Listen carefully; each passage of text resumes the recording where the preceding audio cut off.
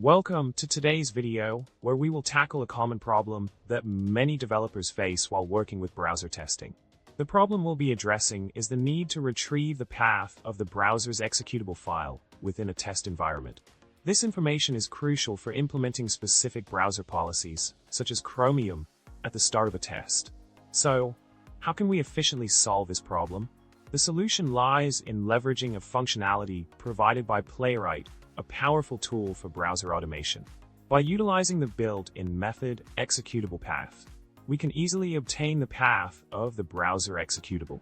In the code snippet we have here, a test function is defined with parameters for browser in page. Within the test, we navigate to a specific page and then use browser.browsertype.executable_path to retrieve the executable path. This straightforward approach simplifies the process of accessing the necessary information for incorporating browser policies seamlessly. Now let's dive deeper into how this code snippet can be integrated into your testing workflow. In this script, we have demonstrated a practical way to acquire the path of the browser's executable file using Playwright's executablePath method. By incorporating this solution into your testing environment, you can effortlessly enhance your test cases with specific browser policies.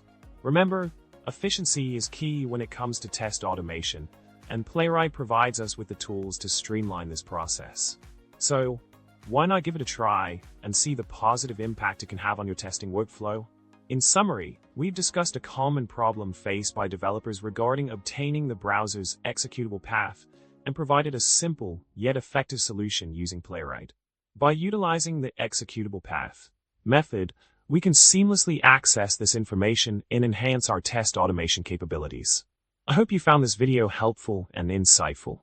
Don't forget to like, subscribe, and leave a comment below with your thoughts or any witty remarks you may have. Happy coding, and see you in the next video.